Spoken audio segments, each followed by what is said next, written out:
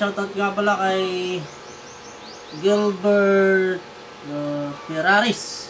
Ito po, yung kanyang pangalan.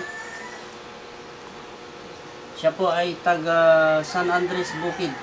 Actually, itong kanyang speaker ay pinadala pa sa akin galing sa Maynila papunta dito sa probinsya. At ang kanyang problema po, ang speaker po na to kapag sinaksak natin yung charger, ayan, kung makikita nyo, nag-blink lang siya ng red, blinking red, ganyan lang siya, hindi siya mag-on kahit na on natin, hindi, blinking red lang. Actually, ginamitan ko na to ng special tools. Ito po, ayoko lang pakita sa inyo kasi ito ay masyadong komplikado. At na-repair na natin. Wala akong pinalitan dito na battery. Ang ginawa ko lang dito ay yung kanyang pinaka settings. Ngayon, naayos ko na yan. At yun nga, meron pa rin siyang blinking, no? Kahit na maayos na yung battery, meron pa rin siyang blinking. Kabit ko lang itong ating speaker. Salamat sir sa pagtitiwala, ano? Talagang pinadala mo pa yung unit dito sa probinsya. Okay, so pag sinukatan ko yung battery, wala siyang supply. Wala. Ang gagawin ko ngayon, isasaksak ko to sa aking laptop.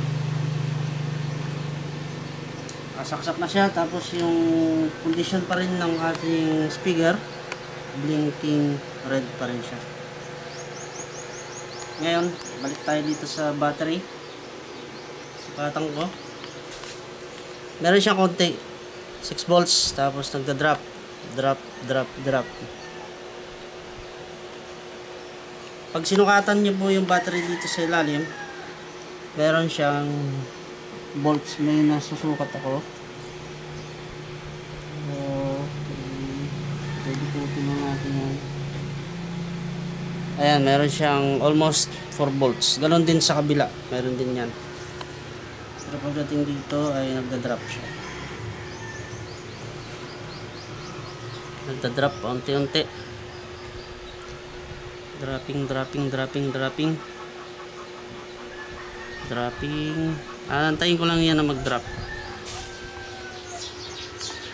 Kaya kung kayo ay mayroong ganitong speaker na model, portable home speaker, ito ay napaka-komplikado yung kanyang problema. Maraming issues sa speaker na to. At kailangan ng tiyagang repair. Ngayon, ang gagawin ko dito ay naka-blink pa rin siya. Blink pa rin ng red. Okay, i-trigger ko lang yung battery. Tingnan natin. Okay, so tingnan mo dito, Jay. Ayan na siya. Nagbooting na. Antayin natin na mag-fully reboot. Antay. Tapos habang inaantay natin yan, sukatan ko lang yung battery. Yung ilang volts.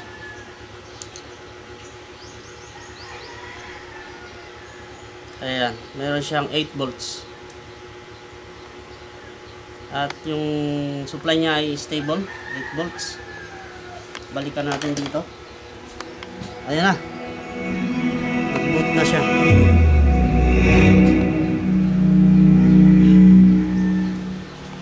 Booting na. 75%. Yung ating battery ay 75% na yung battery. Konektado sa Bluetooth.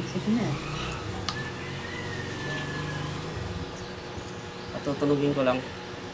Ito pong video na to ay sample ko lang po sa inyo, no? Na doon sa nag-aalangan na magpadala ng kanilang mga speaker. At ito nga, may na-receive akong isang speaker. Actually, maraming nag-inquire doon sa ating post. Connect ko lang yung ating Bluetooth. Ito na siya. portable home speaker. Ayan. Calling 105G connected. Tapos magpapatunog lang ako. Okay.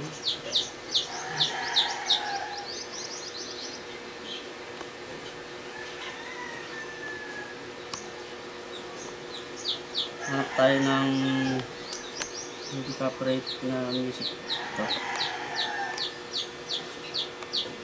Ang daming ads. Ayan na.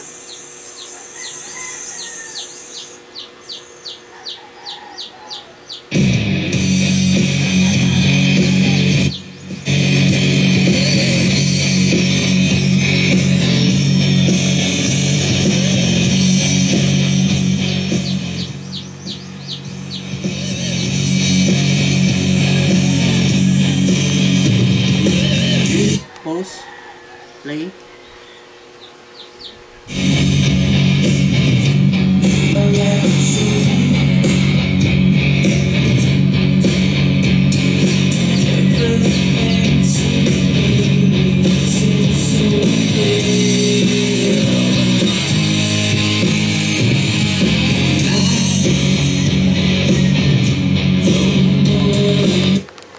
So ayan sir, working na ang speaker mo.